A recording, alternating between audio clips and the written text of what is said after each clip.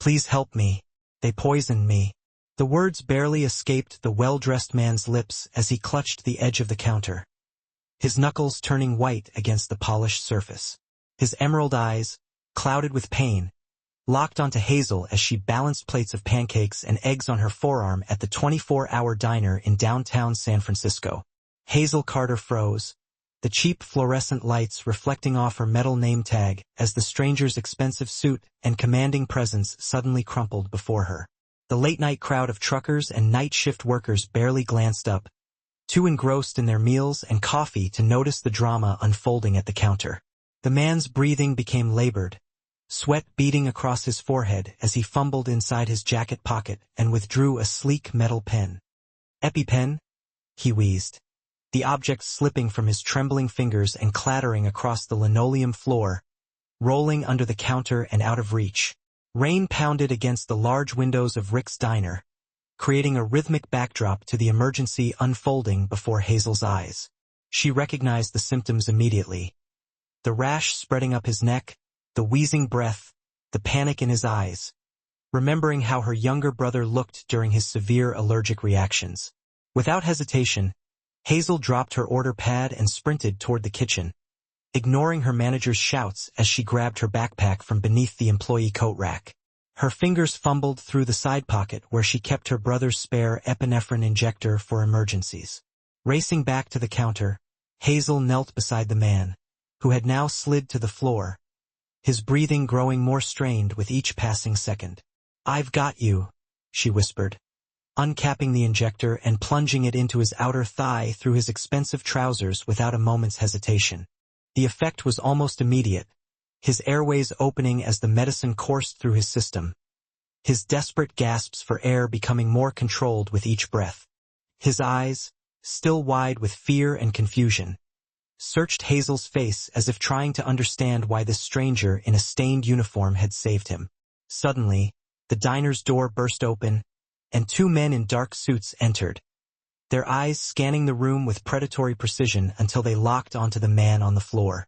Hazel felt the air shift around them, danger radiating from the newcomers as clearly as heat from a furnace.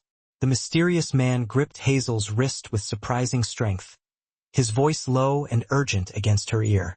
"They're here to finish the job," he whispered, his breath hot against her skin as he pressed something cold and metallic into her palm. A key with an address engraved on a gold tag. The two men approached swiftly, hands reaching inside their jackets as they weaved through the scattered tables. Without thinking, Hazel helped her mysterious patient to his feet, guiding him through the kitchen's swinging doors despite the protests of the cook and her bewildered manager. Rain pelted their faces as they emerged into the alley behind the diner, the back exit slamming shut behind them as shouts erupted from inside. The man leaned heavily against Hazel, his expensive cologne mingling with the scent of rain and garbage, as they stumbled toward a sleek black car parked haphazardly at the alley's entrance. "I'm Ethan," he managed between labored breaths, fumbling with his car keys before pressing them into her small hands. "Ethan Gray, and I need your help to drive. They'll be looking for me behind the wheel, not some waitress." Hazel hesitated only for a moment before sliding behind the steering wheel of the most expensive car she had ever touched, her work shoes squeaking against the leather as Ethan collapsed into the passenger seat. Her entire body trembled as she turned the key, the engine purring to life with a sound that screamed wealth and power. As the car pulled away from the curb, Hazel caught sight of the two men bursting through the diner's back door, their faces contorted with rage as they raised their weapons toward the retreating vehicle. "Who are you running from?" she demanded, knuckles white against the steering wheel as she took a sharp turn onto Market Street. Ethan's head rolled against the headrest, his complexion still ashen despite the epinephrine coursing through his system. "The Mendoza family," he replied, his voice strained as his eyes drifted closed momentarily. "I'm the head of the Gray Syndicate, and someone just tried to take me out in the most embarrassing way possible." Hazel's stomach dropped at Ethan's admission, her hands tightening on the wheel as the implications crashed over her like the rain against the windshield. She had just saved, and was now fleeing with, one of San Francisco's notorious Mafia bosses, a man whose name occasionally appeared in hushed whispers even in her rundown neighborhood. "Take the bridge exit?" Ethan instructed, his voice gaining strength as he pulled a sleek phone from his pocket and tapped a message with elegant fingers. My compound is across the bay, secured and protected from whatever just happened at that diner. The gravity of her situation settled over Hazel like a heavy blanket as she navigated the unfamiliar luxury car through San Francisco's winding streets. Her entire life, nursing school applications, the tiny apartment she shared with her brother, the double shifts she worked to keep them afloat, all suddenly seemed very distant. Rain created hypnotic patterns across the windshield as Hazel checked the rearview mirror for the 20th time, her heart hammering against her ribs. No suspicious headlights followed them, but the absence of pursuit did little to calm the storm raging inside her chest. Ethan watched her with calculating eyes, his breathing still slightly labored as the epinephrine wore off. You knew exactly what to do back there, he observed. Not a question, but a statement laced with suspicion and something else. Curiosity, perhaps, or grudging respect. Hazel kept her eyes firmly on the road, ignoring the way her uniform clung to her skin from the rain and sweat of fear. My brother has severe allergies, she explained, her voice steadier than she felt.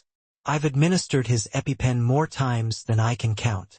The silence that followed was heavy with unspoken questions as the car climbed the on-ramp to the Bay Bridge, the city lights reflecting off the wet asphalt like stars fallen to earth. In the distance, fog rolled across the water, shrouding the other side in mystery, much like the future that awaited her at the end of this drive. You could have left me there, Ethan finally said, his voice quiet against the rhythmic thump of the windshield wipers. Most people would have called 911 and stepped away, especially after seeing those men enter the diner. Hazel stole a glance at him, noticing how his imposing frame seemed slightly diminished against the leather seat, vulnerability peeking through the cracks in his armor. I'm studying to be a nurse, she replied simply, as if that explained everything about why she had risked her life for a stranger. The city fell away behind them as they crossed the bridge, replaced by the scattered lights of exclusive neighborhoods nestled in the hills beyond.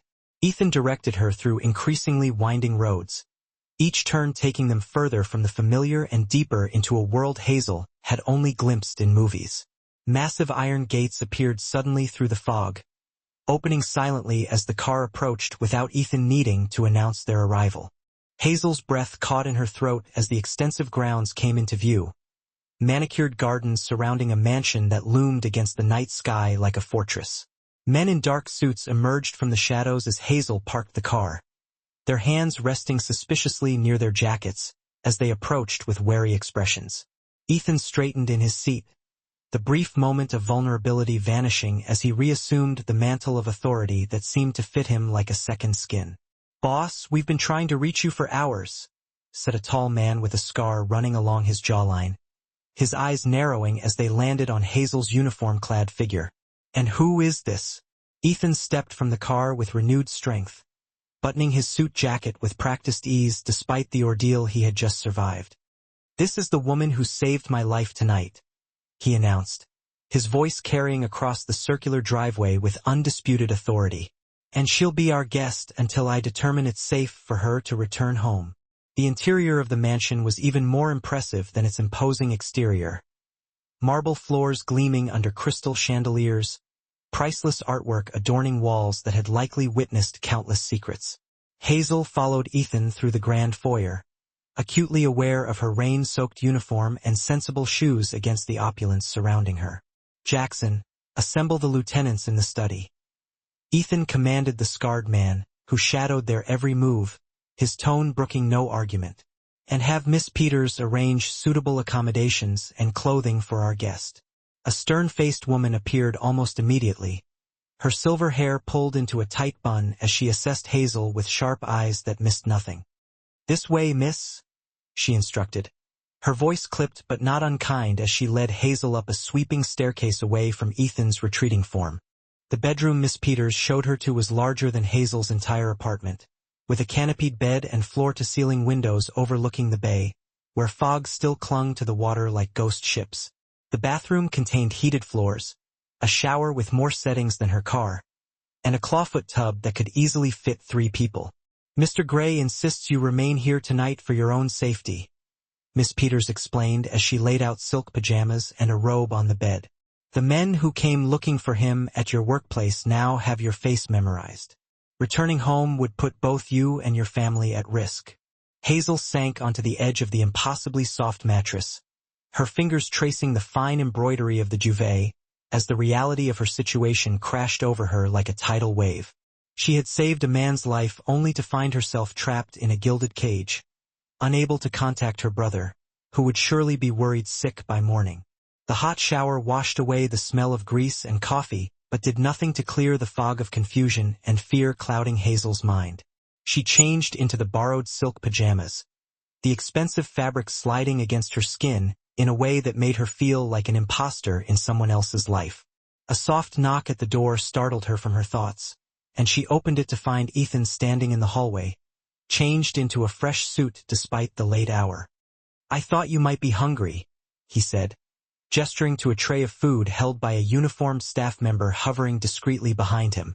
The smell of freshly prepared food reminded Hazel that she hadn't eaten since her break 6 hours earlier, her stomach growling traitorously as the tray was set on a small table by the window. Ethan dismissed the staff member with a nod before turning his full attention back to Hazel, his eyes unreadable in the soft lamplight. "I owe you my life," he stated without preamble, maintaining a respectful distance as Hazel cautiously approached the food. The doctors confirmed it was anaphylaxis, shellfish extract somehow introduced to my bourbon when I wasn't looking. Hazel wrapped her arms around herself, suddenly very aware of her vulnerability in this strange place with this dangerous man. "I did what anyone with medical training would do," she replied, lifting her chin slightly in defiance of the intimidating aura that seemed to radiate from him despite his words of gratitude. Ethan's lips curved in a half-smile that didn't quite reach his eyes. "We both know that's not true," he said softly, moving to the window to look out at the fog-shrouded landscape. "Most people run from danger, not toward it, especially when the danger wears a suit worth more than they make in a month."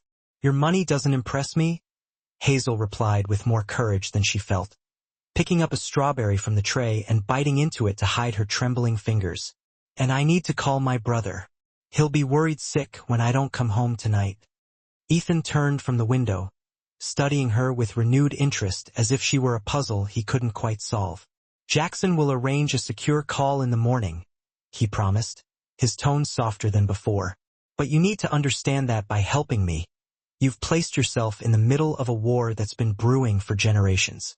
Hazel woke to sunlight streaming through curtains someone had opened, momentarily disoriented by the luxurious surroundings before memories of the previous night came flooding back. A fresh set of clothes lay neatly folded at the foot of the bed, designer jeans and a cashmere sweater that likely cost more than her monthly rent.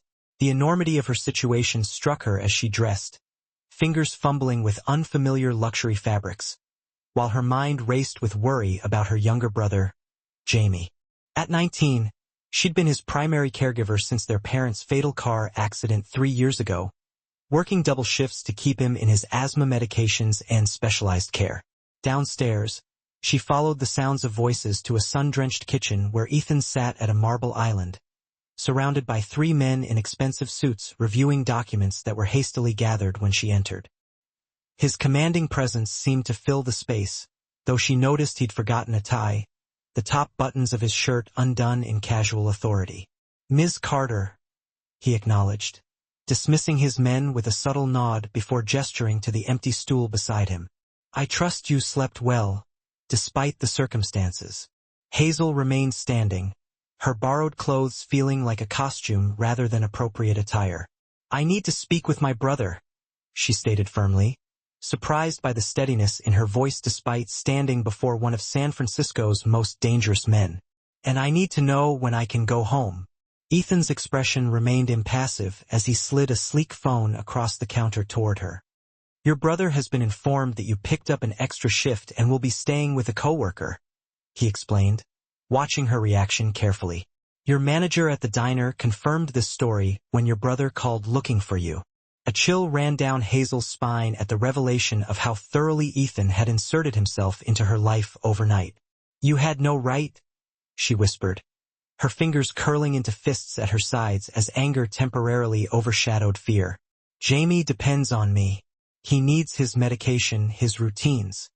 Ethan's jaw tightened almost imperceptibly as he rose from his seat, his height allowing him to tower over her despite her defiant stance. Your brother has received a delivery of 6 months' worth of medications, including his asthma inhalers, plus groceries and a generous gift card, he stated, his tone leaving no room for argument. Consider it partial payment for saving my life. For a moment, Hazel was stunned into silence, torn between gratitude for Jamie's care and resentment at the high-handed way Ethan had taken control of her life. The generosity toward her brother revealed something unexpected about the Mafia boss, a capacity for thoughtfulness she hadn't anticipated. Why was I brought here instead of being sent home with a thank you and a warning to stay quiet? Hazel finally asked, accepting the coffee Miss Peters silently placed before her, the warmth of the mug grounding her in the surreal situation. Surely your organization has ways of ensuring silence without kidnapping waitresses. A ghost of a smile touched Ethan's lips as he leaned against the counter, watching her with those penetrating eyes that seemed to see more than she wanted to reveal. The Mendoza family rarely leaves witnesses alive, he said simply, the casual delivery of such a dark statement more chilling than if he'd shouted it.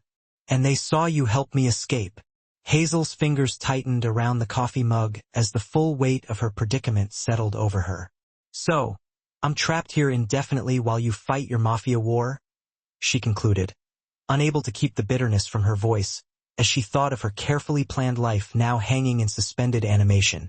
Ethan's expression softened almost imperceptibly, vulnerability flickering behind his eyes for just a moment before disappearing behind his carefully constructed facade.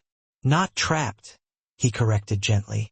Protected, at least until my people eliminate the immediate threat.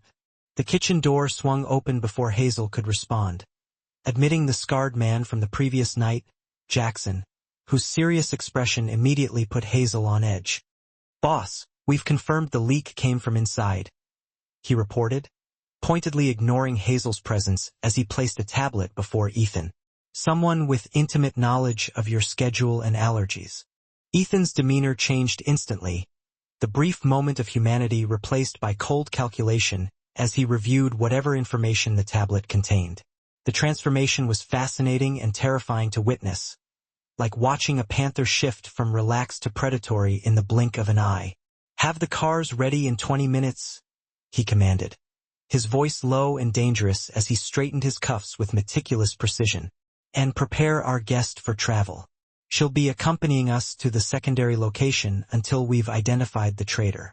The secondary location turned out to be a modernist glass and concrete structure perched on a cliff overlooking the Pacific Ocean, accessible only by a winding private road that seemed designed to spot approaching threats.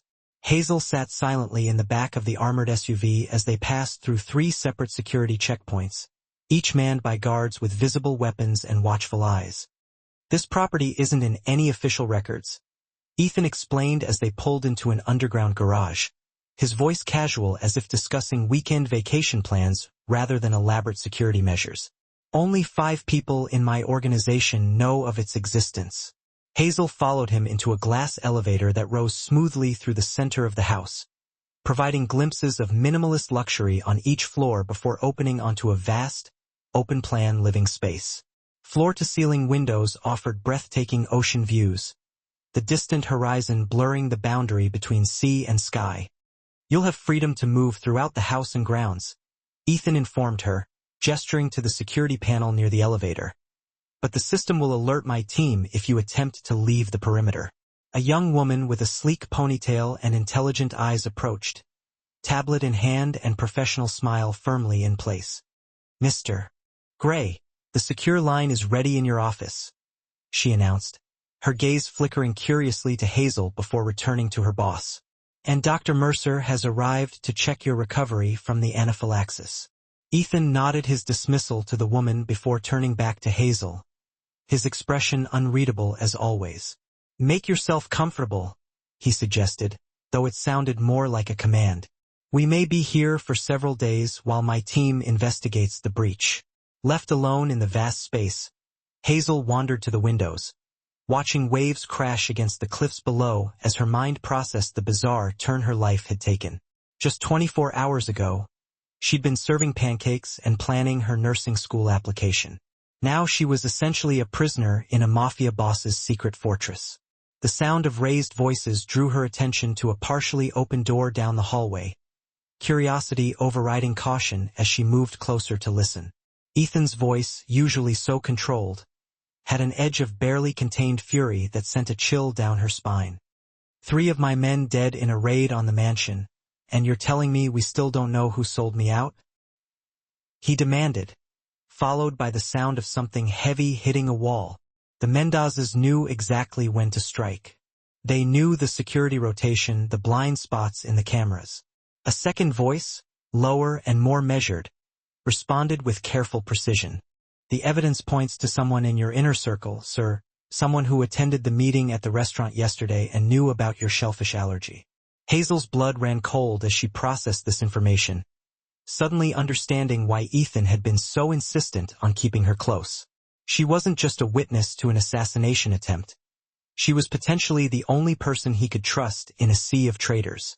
The conversation shifted to logistics and names Hazel didn't recognize, her attention waning until a familiar word cut through her thoughts like a knife.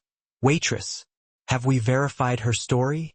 Asked the second voice, suspicion evident even through the partial barrier of the door. Her heart hammered against her ribs as she waited for Ethan's response, suddenly very aware of her vulnerable position in this dangerous man's world. If he doubted her motives or suspected her involvement, she had no illusions about what might happen to her. Ms. Carter's background checks out, Ethan replied after a pause that felt like eternity. Her presence at the diner was coincidental. The Mendozes wouldn't use an untrained civilian for a hit, especially not one with a dependent brother and a spotless record. Hazel backed away from the door silently, relief washing over her even as new questions formed in her mind. Ethan had investigated her thoroughly enough to know about Jamie, about her clean record. Had he looked into her parents' accident, her student loans, her nursing school applications? The conversation beyond the door grew more heated, prompting Hazel to retreat further down the hallway until she found herself in what appeared to be a library. Floor-to-ceiling bookshelves housed an impressive collection, from leather-bound classics to modern thrillers, creating an unexpected haven of normalcy amidst the chaos. 3 days passed in a strange limbo of luxury and uncertainty, with Hazel given free rein of the property but no information about when she might return to her normal life. She spent most of her time in the library, losing herself in books while trying to ignore the armed men who patrolled the grounds and the tense meetings that frequently pulled Ethan away. On the 4th morning, Hazel woke to find a stack of medical textbooks beside her door, advanced nursing material she'd been saving to purchase for months. The thoughtful gesture revealed that Ethan had been paying attention to her ambitions, though he never mentioned the books when their paths crossed in the common areas of the house. The dynamic between them had shifted subtly as the days passed, his initial suspicion giving way to something more complex. Respect, perhaps, or curiosity about the waitress who had saved his life and now moved through his world with quiet defiance. Their conversations, though brief, had become less guarded on both sides. Hazel was curled in a window seat in the library, rain pattering against the glass as she highlighted passages in an anatomy textbook, when Ethan appeared in the doorway. Something in his expression, a tightness around his eyes, a certain set to his jaw, immediately put her on alert.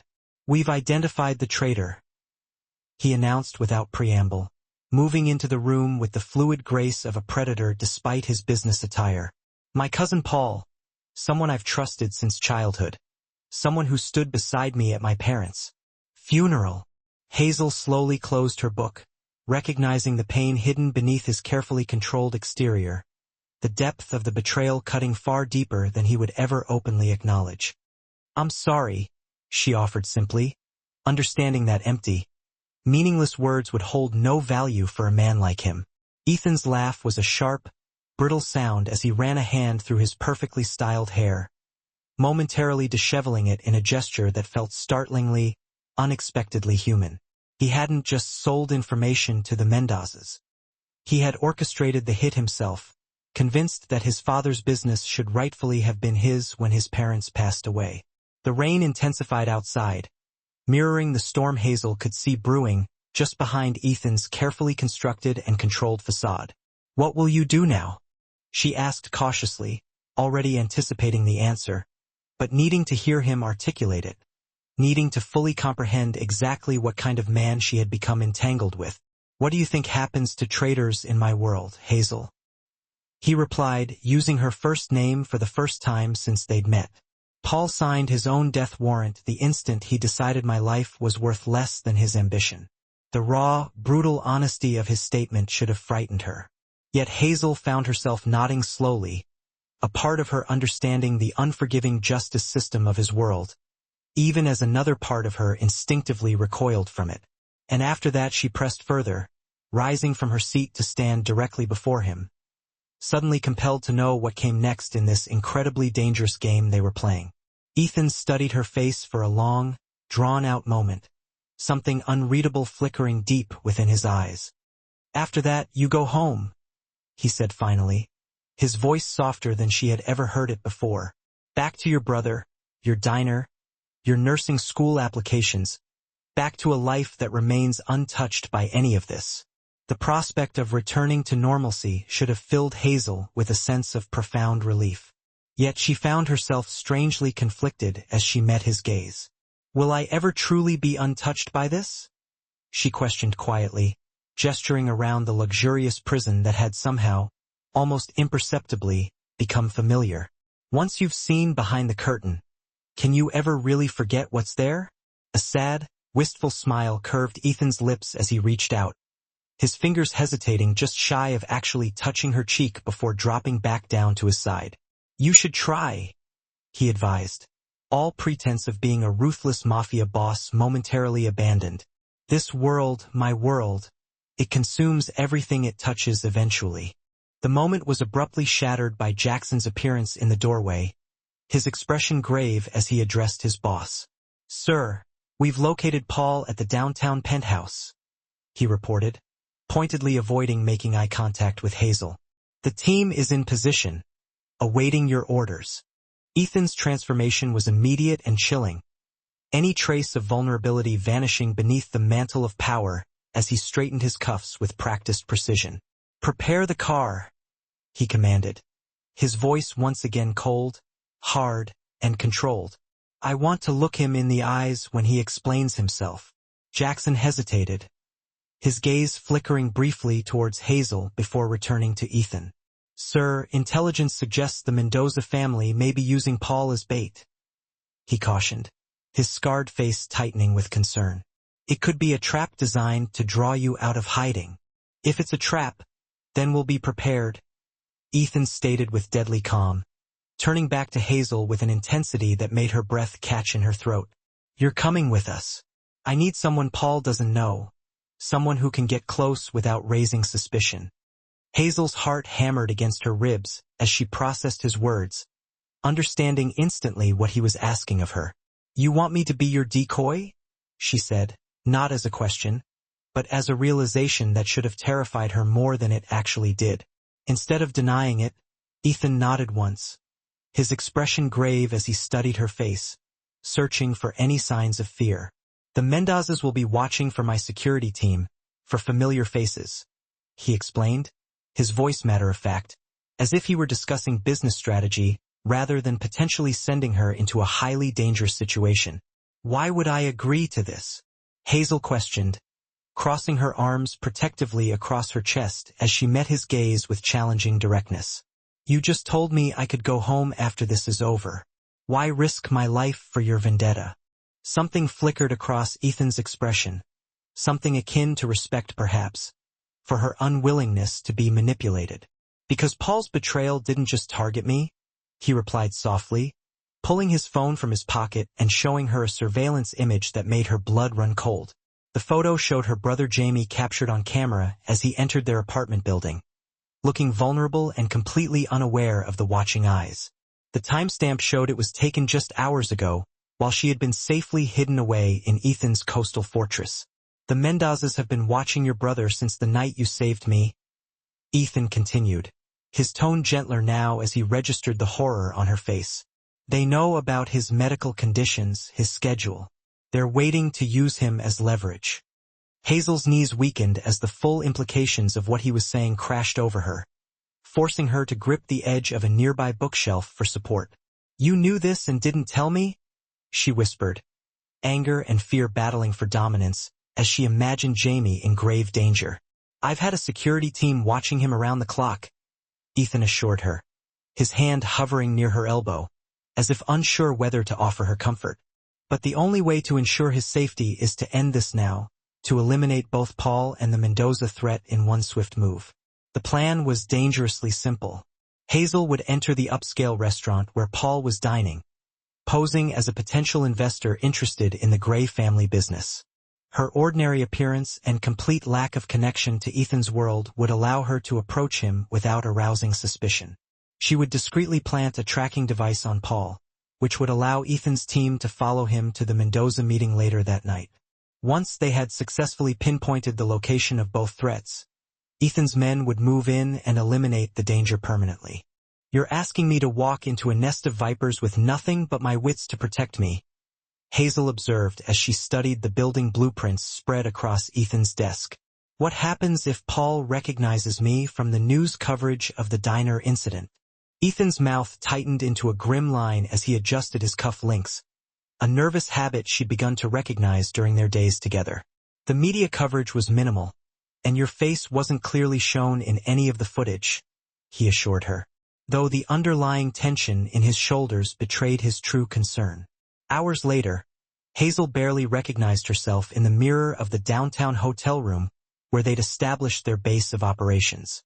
The designer dress hugged curves she usually hid beneath her waitress uniform, while expert makeup and intricately styled hair transformed her completely. "Remember, you don't need to engage him in lengthy conversation," Ethan reminded her, his eyes carefully avoiding lingering on the plunging neckline of her dress. A brief introduction, a mention of investment opportunities, and just enough contact to slip this into his pocket. The restaurant exuded an atmosphere of old-world luxury, with crystal chandeliers casting golden light over crisp white tablecloths and gleaming silver place settings. Soft classical music provided an elegant backdrop to the hushed, murmured conversations. Hazel moved through the space with carefully practiced confidence. Paul Gray proved easy to identify, his resemblance to Ethan unmistakable in the dark hair and strong jawline, though his eyes lacked the depth and intelligence that made his cousin so compelling. He sat alone at a corner table, checking his watch nervously. "Mr. Gray." Hazel approached with a practiced smile, extending her hand in a professional greeting just as they'd rehearsed. "Amanda Pierce, West Coast Ventures. I believe my assistant reached out about discussing potential investment opportunities." Paul's eyes widened briefly in confusion before smoothing over into practiced charm, rising to his feet with a smile that didn't quite reach his eyes. "Of course, Miss Pierce." He lied smoothly, gesturing to the empty chair across from him. The conversation flowed with surprising ease as Paul preened under her fabricated interest, his ego clearly enjoying the attention from an attractive woman. As he leaned forward to refill her wine glass, Hazel executed the move they'd practiced, a slight stumble that sent her clutch spilling across the table. "How clumsy of me," she apologized, gathering her belongings while deftly slipping the tracking device into the inner pocket of his suit jacket as he helped collect the scattered items. "I'm not usually so uncoordinated."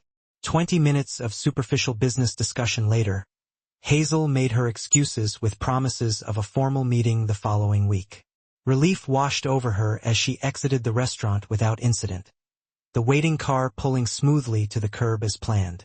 The door opened to reveal not the driver she expected, but Ethan himself, tension evident in every line of his body.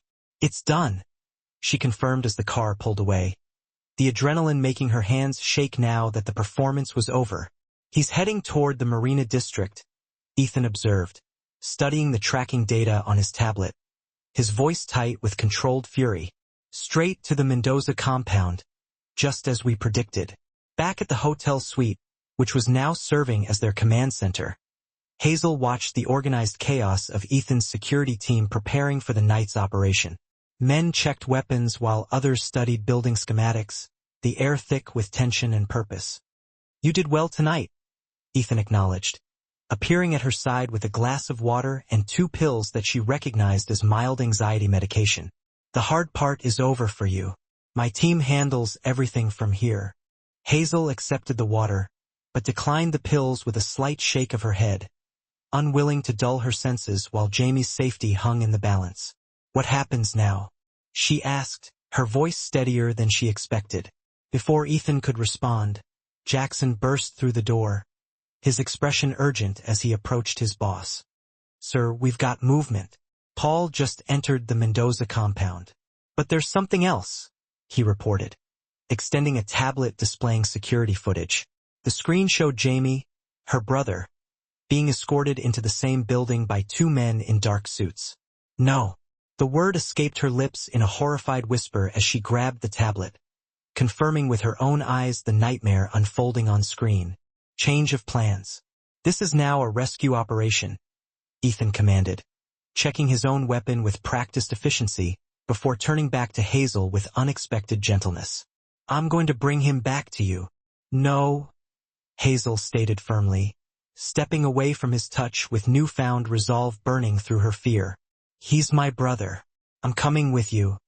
Ethan's expression darkened, the muscle in his jaw twitching as he struggled between pragmatism and understanding. "It's too dangerous, Hazel," he argued, though something in his eyes suggested he already knew she wouldn't be dissuaded. "Jamie has severe asthma that can be triggered by stress. He knows my voice, trusts me," she countered, gathering her courage as she held his gaze. "If he panics during extraction, I need to be there." The tactical plan shifted rapidly to accommodate her presence. Dark clothing to replace her elegant dress. A bulletproof vest that felt impossibly heavy against her ribs. She would remain in the vehicle until Jamie was located, then assist only in the final extraction. "Your only job is your brother?" Ethan reminded her as they approached the compound, his hand briefly covering hers in the darkness of the SUV. "Leave Paul to me." The waiting was excruciating, the minutes stretching into eternities as Hazel monitored the team's communications through a small earpiece, her heart pounding painfully against the confines of her protective vest. The radio crackled with coded phrases until 3 simple words cut through. "Package located, southeast." Jackson appeared at the vehicle window, signaling for her to follow him through the darkness toward a service entrance where 2 of Ethan's men stood guard. The corridors beyond felt surreal, expensive artwork adorning walls that concealed violence and betrayal. "Jamie!" Hazel's whispered cry escaped her lips before she could stop it as she entered the small office where Ethan stood protectively beside her brother, who sat pale and trembling in an ornate chair. The relief in his eyes when he saw her nearly broke her heart. "I'm okay," Jamie assured her, though his wheezing breath betrayed the stress-induced asthma attack building in his lungs. "These men just showed up at the apartment, said you were in trouble and needed my help." Ethan's expression hardened as he pressed Jamie's inhaler into the young man's hand, his eyes never leaving the doorway as his team secured their escape route. "We need to move now," he stated, the command in his voice brooking no argument. The journey back through the corridor seemed infinitely longer with Jamie between them. His breathing still labored despite the medication as they moved as quickly as his condition would allow. Hazel focused entirely on her brother's wheezing and Ethan's steady presence guiding them. The first gunshot shattered the tense silence, followed by the controlled chaos of Ethan's security team, returning fire from positions along their escape route. Ethan immediately pushed both Hazel and Jamie behind a marble pillar, shielding them with his body. "Keep moving toward the exit," he instructed, his voice calm despite the violence erupting around them. "Jackson will get you to the car. I need to finish this with Paul." Fear gripped Hazel's heart as she recognized the dangerous determination in his eyes, the look of a man prepared to sacrifice himself to end the threat permanently. "Ethan, don't," she pleaded, gripping his arm with desperate fingers. Something softened briefly in Ethan's expression as he looked at her, his free hand coming up to touch her cheek with surprising tenderness. "Get your brother to safety," he insisted gently. I'll find you when this is over. Hazel's last glimpse of Ethan was of his tall figure disappearing into the smoke-filled corridor, weapon raised as he moved toward danger rather than away from it. The cool night air hit her face as Jackson pushed them through the service entrance toward the waiting SUV. The drive back to Ethan's compound passed in a blur of worry and explanations, Jamie's condition stabilizing as the specialized medical team Ethan had arranged attended to him. Hazel paced the elegant living room like a caged animal, jumping at every sound as hours passed with no word. Dawn was breaking over the bay when Hazel heard the distinctive sound of helicopter blades cutting through the morning air. She rushed to the helipad, her heart in her throat as the sleek black aircraft touched down and the door slid open to reveal Ethan, bloodied but alive. "It's over?" Ethan stated simply as medical staff rushed forward to take care of his injuries, his eyes finding hers across the tarmac with an intensity that made the world around them fade away. Paul and the Mendoza leadership won't threaten anyone again. The following weeks brought transformations neither of them had anticipated, Jamie recovering in the guest wing of Ethan's compound while his sister negotiated a delicate new reality. Ethan's businesses underwent subtle but significant changes, legitimate enterprises expanding under her quiet influence. "Your nursing school application was accepted," Ethan announced one evening as they sat in his library, the space that had become their sanctuary amid the chaos of their colliding worlds. "Full scholarship starting next semester. No strings attached." "What happens now?" she asked, the simple query encompassing all the complexity of their unusual relationship. The waitress who had saved a Mafia boss, only to find herself irrevocably changed by his world, their fingers intertwined across the small space between them. "That depends entirely on you," Ethan replied, his thumb tracing gentle patterns against her palm as vulnerability flickered across his usually guarded expression. "I find myself unwilling to return to who I was before a certain waitress saved more than just my life that night." Thank you all for following this story. If you enjoyed it, please write in the comments where you're watching from. And don't forget to like, subscribe, and share this video as your support is important for me to continue creating content.